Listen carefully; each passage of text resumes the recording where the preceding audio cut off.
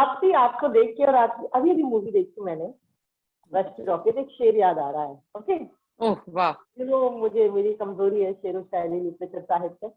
कहते हैं कि हजारों साल नरगिस अपनी बेनूरी पे रोती है, हजारों साल नरगिस अपनी बेनूरी पे रोती है, मुश्किल से होता है चमन में दीदावर पैदा। वाह वाह वाह वाह। तब से मैंने ये मूवी देखी, Rashmi Rocket, and I must tell you यार, क्या जबरदस्त प्रेपरेशन किया आपने। वो दिख रहा था एक बहुत रेलेवेंट इम्पोर्टेंट इशू को लेके फिल्म बनाई आरएसपीपी ने, आपने उसमें एक्ट किया। इट्स देखा जाए तो it's quintessentially a non glamorous movie. It's so easy for girls to follow a simpler and shorter route, but वो नाक को ऐसे करके पकड़ने की जो आपकी आदत है ना, बाय गॉड, बहुत पसंद है मुझे। मैंने कहा वो ग्लैमरस वाला रूट बहुत ही खूबी से काफी लोग कर रहे हैं, वहां पे अपना कंपटीशन बहुत जबरदस्त होगा, मतलब वहां पे अपना चांस काफी दूर है, तो मैंने कहा ये नॉन ग्लैमर वाले एरिया में ट्राई करते हैं। No, you play on all fields equally well, but this issue is so important and pertinent, Tapti, कि मुझे इस पे अच्छे से बात करनी है, and I want the viewers to know about it. तो एक चीज होती है जेंडर टेस्टिंग। ऑनेस्टली मैं थोड़ा स्पोर्ट्स फॉलो करती हूँ और sports man and sports women को आइडलाइज करती हूँ, लेकिन मुझे भी इसके बारे में पता नहीं था। And thank you for raising this awareness about gender testing. यानी कि अगर एक इंसान में, एक लड़की में, एक फीमेल स्पोर्ट्स पर्सन में टेस्टोस्टेरोन का लेवल थोड़ा सा भी हाई है, तो आप उसकी पूरी आइडेंटिटी पे सवाल उठा सकते हैं, उसके जीते हुए मेडल्स ले सकते हैं, और उसको उस जेंडर का ना मान के, एक दूसरे जेंडर का मान के, उसको उस जेंडर की रेस में डिस्क्वालीफाई कर सकते हैं। ये इस सबसे पहले तो इस इशू के बारे में बताइए। जी मेरे लिए भी उतना ही बड़ा शौक था जितना आपके लिए, क्योंकि मैं भी खुद को एक स्पोर्ट्स लवर मानती हूँ, एक स्पोर्ट्स एंथुसियास्ट मानती हूँ। तो जब ये पिक्चर का स्टोरी लाइन मेरे पास आया था, मेरे लिए भी बहुत शॉकिंग था कि ऐसा कुछ हो रहा है, बहुत जमानों से हो रहा है और अभी तक हो रहा है। तो मुझे ये बहुत ही अजीब बात लगी कि किसी एक हार्मोनल टेस्ट के बेसिस पे, जो कि एक जेनेटिक डिफॉर्मिटी हो सकती है किसी में, एक लड़की को करार दिया जाए कि इनफ लड़की नहीं है, मतलब she is not apt girl और girl enough to be running in this category, तो आप जाके आदमियों की रेस में भागिए। सो ये उसको सोल्यूशन दिया जाता है इस इशू का, या फिर उसको ये बोला जाता है कि आप एक काम कीजिए, आप कोई ऐसा मेडिकेशन लीजिए जिसकी वजह से आपके टेस्टोस्टेरोन लेवल्स को कम कर दिया जाए, या फिर उनको रेकमेंड किया जाता है आप कोई सर्जरी करवा लीजिए जिसकी वजह से आपके टेस्टोस्टेरोन लेवल्स कंट्रोल में आए। These are the kind of measures that an athlete, professional athlete, is asked to go through to qualify in the women's category. When and interpretation of this eventually from the kind of places people come to, और जैसे सबको नहीं knowledge होती कि ये सिर्फ testosterone के basis पे आप जेंडर टेस्ट फेल कर रहे हैं, नाम ही उसको दिया जेंडर टेस्ट, और जो सिर्फ फीमेल्स के साथ होता है, किसी आदमी का टेस्टिंग नहीं होती ये देखने के लिए कि आपके इस लेवल से कम तो नहीं है कि टेस्टोस्टेरोन, क्योंकि आपके अगर कम है तो फिर शायद आप आदमी इनफ नहीं हुए, तो ये नहीं होता। सिर्फ विमेन का टेस्टिंग होती है कि क्योंकि ये पुराने जमाने का उस समय का टेस्ट है जब आदमी कुछ बहरूपिये बन के विमेन्स रेस में भागते थे। तो मेरा ये कहना है, मेरा ये पूछना है कि उस समय से लेके वर्ल्ड वॉर टाइम के समय से लेके अभी तक क्या हमने कोई साइंटिफिक टेक्निकल प्रोग्रेस नहीं करी है वर्ल्ड में कि आपके पास कोई बेहतर तरीका हो ये बताने का कि कोई बैंड सब्सटेंस यूज किया गया है क्या, या कोई बहरूपिया है क्या। एक लड़की जो सारी उम्र एक लड़की की तरह जी है, जिस उसके बॉडी में जेनेटिक हार्मोनल इम्बैलेंस है, उसकी वजह से उसको विमेन्स कैटेगरी से ही निकाल दिया जाता है।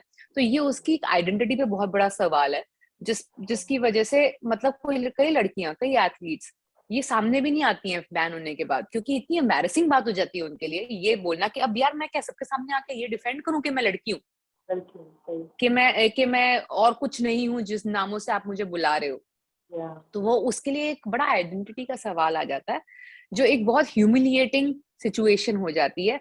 No matter how strong a woman athlete is, sometimes mentally वो ये नहीं ले पाती। There's so many of attempt to suicide cases in athletes who fail gender test, not everyone has a courage to question it court में जाके कि भाई हम क्या गलत किया है, मतलब हमने तो कोई बैंड सब्सटेंस नहीं लिया है, हमारी क्या गलती है इसके अंदर, if we are born with this kind of आपने पिक्चर देखी है तो इसके अंदर आपको और बहुत सारे जेनेटिक एबनॉर्मलिटीज के बारे में डिस्कस किया गया है जिसके अंदर बैन नहीं करते, तो इसके ऊपर क्यों, जब इसका कोई साइंटिफिक रेलेवेंस नहीं है, तो फिर क्यों? तो ये इस तरह का बड़े शॉकिंग रियलिटी सामने आई मेरी जब मुझे पता चला इस टेस्ट के बारे में। तो मुझे लगा यार ये सिर्फ एक स्पोर्ट्स का मुद्दा नहीं है, ये एक आइडेंटिटी का मुद्दा है, क्योंकि हमारे समाज में भी हमारे को आदत है ना, अगर ये है तो तुम औरत हो, ये तुम्हारे कैरेक्टरिस्टिक्स हैं तो तुम मर्द हो, तुम मर्द हो तो तुम औरत वाले कैरेक्टरिस्टिक्स नहीं कर सकते, तुम ऐसे नहीं चल सकते, तुम ऐसे बात नहीं कर सकते, तुम ऐसे बैठ नहीं सकते, तुम्हारी बॉडी ऐसी लग नहीं सकती। तो वो जो कंडीशनिंग स्टीरियोटाइपिंग है वो भी एक हद तक इसका ही एक पहलू है जिसमें आपके सेट बाउंड्रीज हैं, और उसके ज्यादा और कम आप बिहेव करोगे तो आपकी आइडेंटिटी पे सवाल उठेगा। Absolutely. When I was watching this movie, initially I thought, I want everybody listening and watching this, listen to this. It seems like a rags to riches story. एक छोटे से गांव की एक लड़की कैसे नेशनल लेवल की एथलीट बन जाती है, उसके बीच में क्या क्या प्रॉब्लम्स आती हैं, उसका बाप उसके साथ खड़ा था, बट ये वो है ही नहीं। That is there in the background. मैं कुछ खाते खाते देख रही थी कि हाँ ओके अभी हो जाएगा, कोई कोच मिलेगा, कुछ तो पॉलिटिक्स होगी, उसको ये पार कर लेगी, वो ये कर लेगी। It has a जबरदस्त सीन। वो तो लड़की के राइज की कहानी है ही नहीं, ये तो पूरे खेल के जो रूल्स हैं, जो ओलंपिक्स में सेट हुए हैं, जो वर्ल्ड काउंसिल में सेट हुए हैं, उन रूल्स को चैलेंज करती हुई एक फिल्म है, जिनको ऑलरेडी बहुत सारे सोशल एक्टिविस्ट या वो औरतें जो इसके खिलाफ रही हैं वो चैलेंज कर चुकी हैं, और उसको एक व्यक्ति विशेष को एग्जाम्पल लेके, तो is it a real story आपकी, मतलब it's inspired from real incidents but it's not one person story. We have combined काफी लड़कियों के real incidents and made it into one story. Parthika, good observation, but also to add on to that, ये rags to riches story है ही नहीं। आपको किस frame में लगा ये लड़की गरीब है?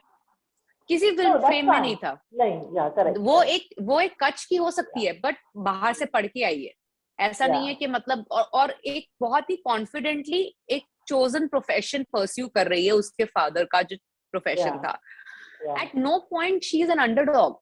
आपको किसी फ्रेम में रश्मि को देख के नहीं लगेगा कि ये एक अंडरडॉग लड़की है जो धीरे धीरे अपने एलिमेंट्स में आती है, नहीं, वो तो हीरो है पहले फ्रेम से, ठीक है, वो एरिया की हीरो है अपनी पूरी, उसका कॉन्फिडेंस लेवल मतलब एकदम टॉप लेवल पे है।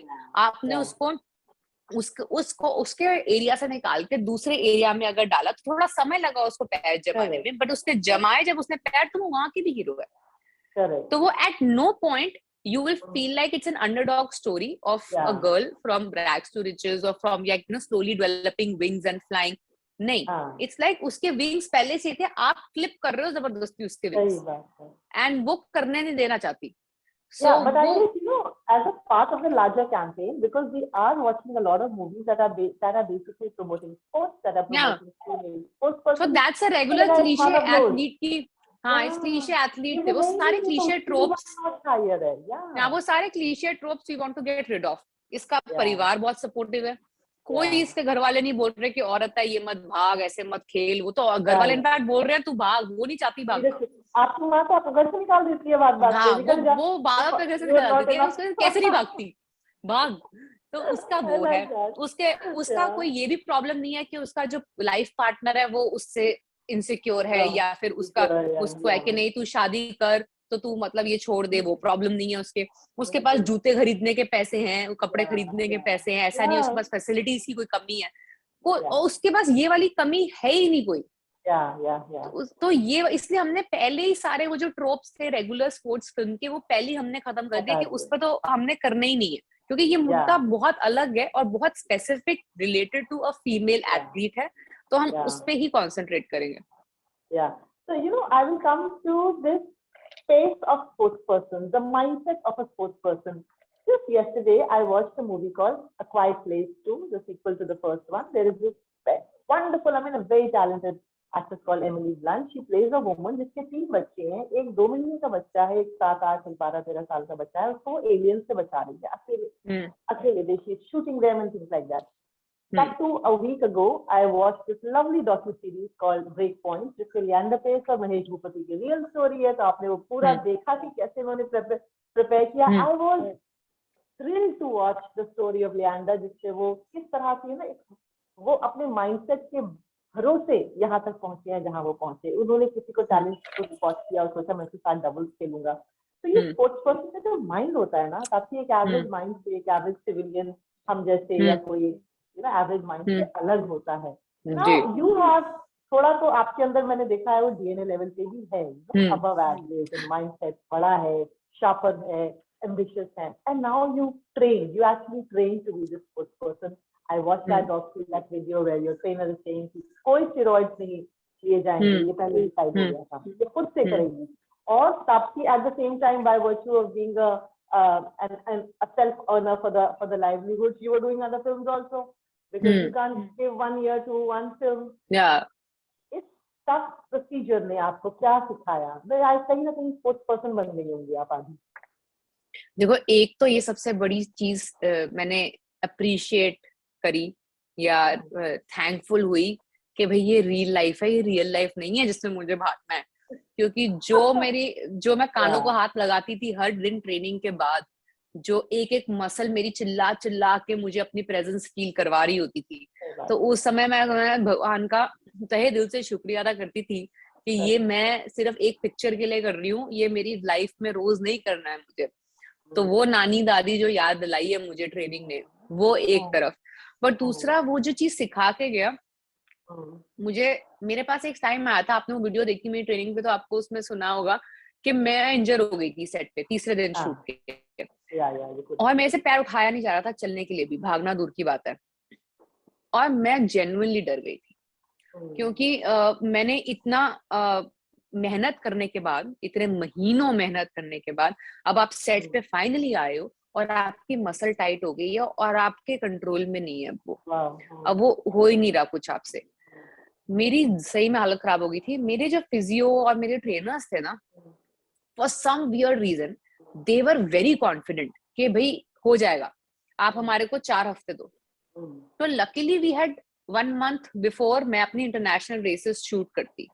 तो हमने पहले 3 दिन में जितनी ट्रेनिंग शूट करी, उसके बाद हमारे को 1 महीने का गैप लेके फाइनल रेसेस के टाइम पे हमें बाकी चीजें शूट करनी थी जो फिजिकलिटी दिखानी थी लड़की की. तो वो 4 हफ्ते में मुझे रिकवर करना था. तो उस 4 हफ्ते के अंदर आई रियलाइज कि देखो इतना करोड़ों रुपया लगा हुआ है इस पिक्चर के ऊपर, मेरे कंधों के ऊपर. और ये ऐसी फिल्म नहीं है कि मैं बोलूँ कि अच्छा 5 महीने रुक जाओ भाई, रिकवर होने दो मुझे, मैं फिर आके आराम से करती हूँ. इतना प्रिविलेज नहीं होता है एक स्पेशली फीमेल ड्रिवन फिल्म को. ठीक है, बहुत ही टाइट बजट पे आप चल रहे होते हैं हर रोज. तो वो वाला प्रेशर था. और मेरे पास आप समझ लो कोई ऑप्शन ही नहीं था. तो मैंने अपने आप माइंड को ट्यून कर लिया था कि Taapsee there is no plan B, there is no option B, करना ही है. अब तुम चाहे मतलब भगवान से मिरेकल की उम्मीद करो, चाहे जो मर्जी करो, there is no option B for you, you have to run. तो वो जो था ना, वो थोड़ा बहुत मेरे ट्रेनर्स का कॉन्फिडेंस और थोड़ा बहुत वो प्रेशर के you know there are expectations and money riding on you and this is a very ambitious project for you, there is no scope to give up. तो वो I think that made me feel like you know how an athlete would feel where they don't have a choice but they have to give it all they have at that moment because the entire country's expectation is riding on them. And उनको तो second take भी नहीं मिलता है, मेरे को तो फिर second take मिल सकता है. So you know that for those 4 months where I had to go in a strict rehab of recovery and I unlearned my running pattern, जो मैं उससे पहले जिस तरीके से भाग रही थी, जिस टेक्निक से भाग रही थी, वो पूरा अनलर्न किया मैंने. क्योंकि वो उससे मेरे एक पर्टिकुलर मसल पे ज्यादा जोर पड़ रहा था. तो मेरे ट्रेनर्स ने वो अनलर्न करवाया मुझे और एक नया टेक्निक साथ में लर्न किया मैंने, ताकि उस पर्टिकुलर मसल पे ज्यादा भार, ज्यादा जोर ना पड़े. और वो न्यू टेक्निक से मैंने भागना जब शुरू किया, I actually improved my timing by 0.2 seconds because of that. So it was a whole feeling like an athlete would feel by Yeah. going through the injury, coming out stronger, not having an option B. You have to Yeah. do it. There is no option B. Right. So that for some time made me feel like कि भाई मैं real में उसी zone में जा रही हूँ हाँ, how an अपनी मैं athlete would go मारिकाम हो to. गई हूँ अपने दिमाग में मैं हाँ, बट वो मुझे रियलिटी जब दिन के एंड में मैं अपने आप को बोलती थी नहीं relax, it's not for real. वरना वो mental pressure, I don't know how these people handle, because I had to calm myself down into believing कि भाई at the end of the day this is going to be a film. You can improve it with multiple takes or with angles and all of that. I had to calm my nerves down with that. Imagine the people who actually do it, they don't have that option. So they are still in a far more stressful situation than I am. Yeah, but then at the same time you're also working in another film, of course, as the lead protagonist, where you're playing a cricket captain of India, the promotional captain of India. क्या ये उसके साथ coincide किया? Of course, इसका कुछ फायदा वहाँ पे भी आपको मिला होगा. Because of my fitness, because of fitness level, it helped me, but nothing. मेरे पास पूरा एक दिन का gap था from the time I start my training as a sprinter. 25 जनवरी को मैंने खत्म करी थी अपनी training as a sprinter, last day of shoot for Rashmi Rocket. 26 जनवरी की छुट्टी ली, 27 जनवरी को मैंने बल्ला उठा लिया था. तो मेरा एक दिन का ऑफ था बिटवीन द टू स्पोर्ट्स. तो वो मैंने एक दिन अच्छे से सुबह आराम से लेट उठी, अच्छे से वो अपनी 26 जनवरी मनाई. उसके बाद 27 जनवरी से मैंने दोबारा सुबह 5-6 बजे उठना, अपनी ट्रेनिंग पे जाना 2 घंटे की, उसके बाद काम पे जाना वाला जो मेरी ड्रिल है मेरी अभी तक वो तब से शुरू हुआ और अभी तक चल ही रही है. तो अभी शूटिंग चल रही है. हाँ जी उसकी शूटिंग चल रही है. तो ये क्या खा रही हैं आप? हो सकता है कोच को पसंद ना हो. नहीं, ये पीनट्स खा रही हूँ यार, रोस्टेड पीनट्स बहुत पसंद आएंगे कोच को ये. And your गुजराती जो कैरेक्टर का जो आपका वो है, that's a Kutchi look. Yeah, that's a look from Kutch. So मेरे को जो बहुत पसंद है.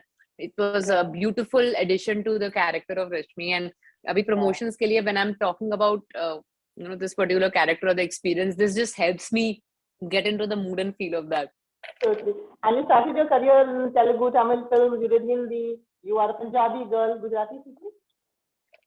मैंने ना जब start करी थी picture, तो I obviously was like कि चलो let's learn a little bit of Guju slang for this or something.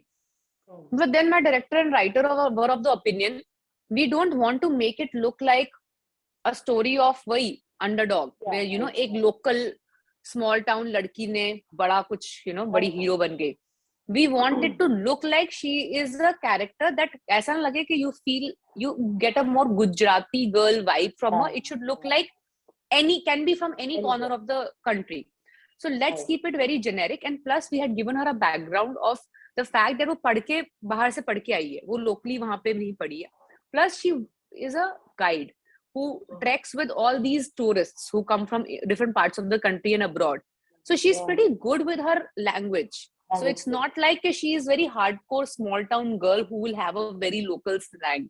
So that call was deliberately taken at the writing stage and made sure that you give her a different look and feel and not a too local character. Uski, even her way she dresses up is totally different from the local girls there. Yeah, वो कहता है ना village वाला, वो गाँव वाला के छोरा के छोरी. हाँ. This film इसकी अच्छी बात ये भी है आपकी कि otherwise I like to talk of other things also with you. I talk about your childhood, I talk about your art and craft, but I really want the people to watch this because it has at so many levels it has changed the technique of Hindi cinema. जो एक typical technique होती है कि अब ये होगा, आप ये होगा, आप ये होगा, आप ये होगा, वो इसमें नहीं follow. ये वो मुझे बहुत अच्छी लगी बात. ये भी चीज था कि जब आप इसको अटैक करती हैं, जब आप stress out होती हैं, जब आपकी gender testing होती है, आके आप थोड़ा तो आपका कोच कहता है, where is the mental strength? No matter how much somebody teases you or provokes you, you can't attack because you're training to be an artist sports person.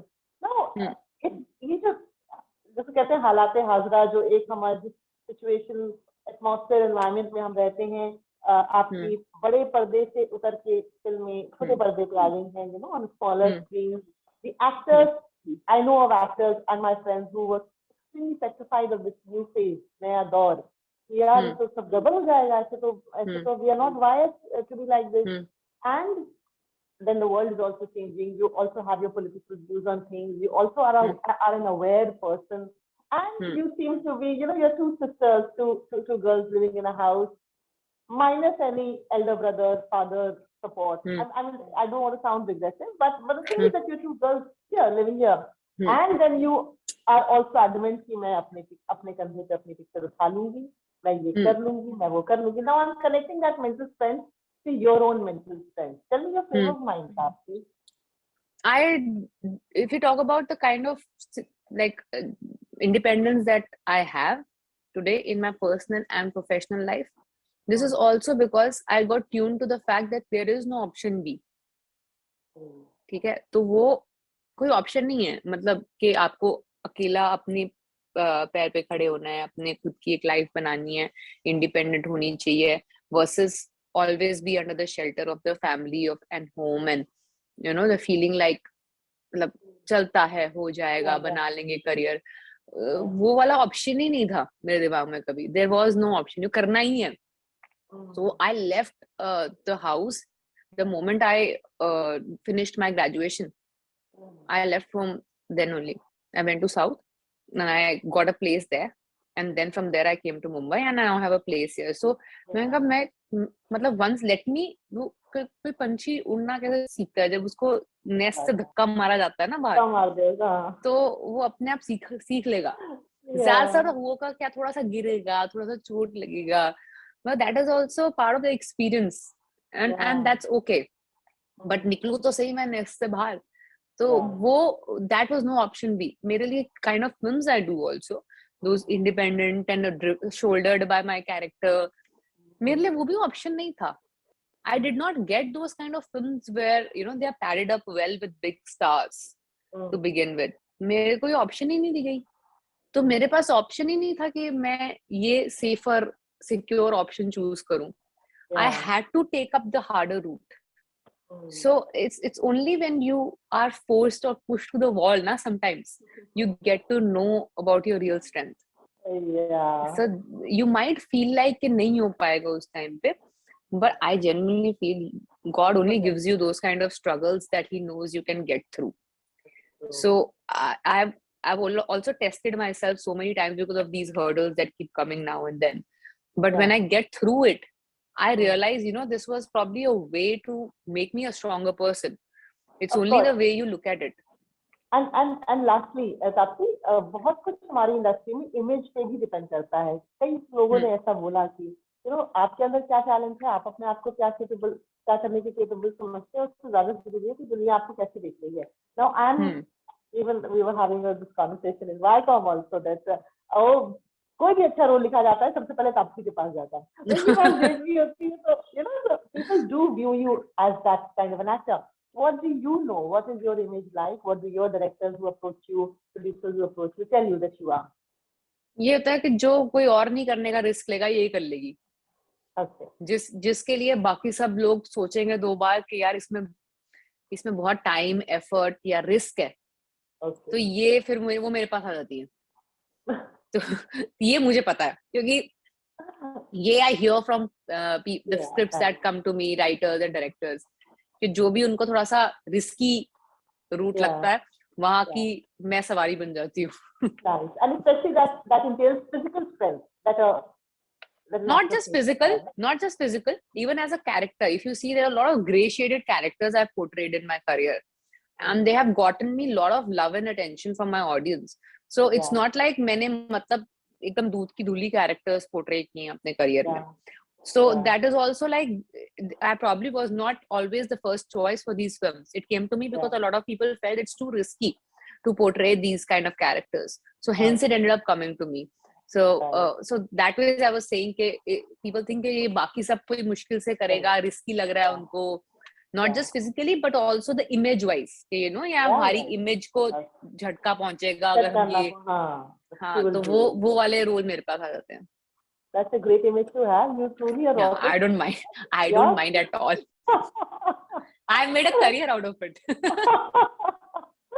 Great, Rashmi Rocket. बहुत मजा आया. We like you the way you are. Rashmi Rocket is the best definition of yours so far, and you're doing great work as always. You know we love you a lot, and keep doing the way you are doing in life. Thank you. Thank you, Atika. Thank you so much.